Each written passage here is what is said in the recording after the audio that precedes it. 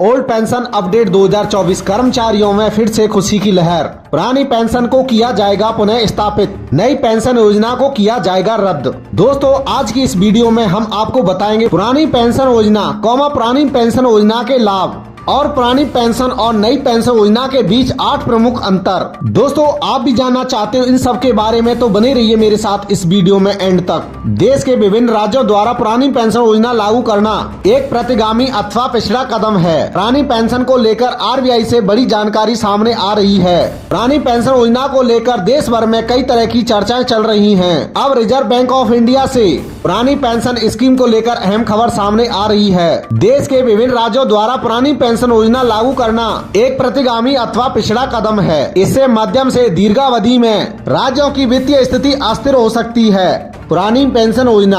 भारत में पुरानी पेंशन योजना और नई पेंशन योजना को लेकर राजनीतिक बहस जारी है। केंद्र सरकार समेत सभी बीजेपी शासित राज्य नई पेंशन योजना को बढ़ावा देने में जुटे हैं। वहीं कुछ गैर बीजेपी शासित राज्यों ने पुरानी पेंशन योजना को फिर से बहाल करने का फैसला किया है। इन राज्यों में राजस्थान, हिमाचल प्रदेश, छत्तीसगढ़, झारखंड और पंजाब शामिल हैं। सबसे बड़ी बात यह है कि नए और पुराने की बहस के बीच देश के ज्यादातर कर्मचारी पुरानी पेंशन स्कीम में ही रहना पसंद कर रहे हैं। पुरानी पेंशन योजना के लाभ। पुरानी पेंशन योजना के तहत कर्मचारियों को रिटायरमेंट के समय उनके वेतन का आधा हिस्सा पेंशन के रूप में दिया जाता है। यदि सेवानिवृत्ति के बाद कर्मचारी की मृत्यु हो जाती है तो पुरानी पेंशन योजना के तहत कर्मचारी के परिवार के सदस्यों को पेंशन राशि प्रदान की जाती है। इस योजना के तहत पेंशन देने के लिए कर्मचारियों के वेतन से कोई कटौती नहीं की जाती है। पुरानी पेंशन योजना में कर्मचारियों को रिटायरमेंट के बाद मेडिकल भत्ता और मेडिकल बिल की भी सुविधा दी जाती है। ओपीएस के तहत सेवानिवृत्त कर्मचारी को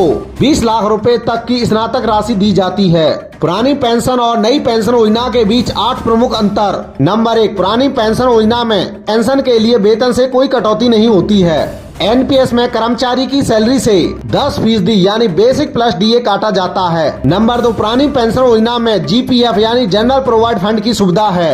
एनपीएस में जनरल प्रोवाइड फंड की सुविधा नहीं जोड़ी गई है। नंबर 3, पुरानी पेंशन गारंटेड रिटर्न वाली पेंशन योजना है। इसका भुगतान सरकारी खजाने से किया जाता है। नई पेंशन योजना शेयर बाजार और अन्य निवेशों पर आधारित है, जिसमें उनके उतार चढ़ाव के आधार पर रिटर्न का भुगतान किया जाता है। नंबर 4, पुरानी पेंशन ओपीएस में रिटायरमेंट के समय अंतिम मूल वेतन का 50% तक निश्चित पेंशन मिलती है। एनपीएस में रिटायरमेंट के समय निश्चित पेंशन की कोई गारंटी नहीं है। इसमें आपके निवेश और उस पर मिलने वाले रिटर्न के आधार पर पेंशन दी जाती है। नंबर 5, पुरानी पेंशन योजना में 6 महीने के बाद मिलने वाला महंगाई भत्ता लागू होता है। 6 महीने के बाद मिलने वाला महंगाई भत्ता एनपीएस में लागू नहीं होता है। नंबर 6, ओपीएस में सेवा के दौरान मृत्यु होने पर पारिवारिक पेंशन का प्रावधान है। एनपीएस में सेवा के दौरान मृत्यु होने पर पारिवारिक पेंशन दी जाती है, लेकिन योजना में जमा किया गया पैसा सरकार जब्त कर लेती है। नंबर 7, ओपीएस में रिटायरमेंट के समय पेंशन पाने के लिए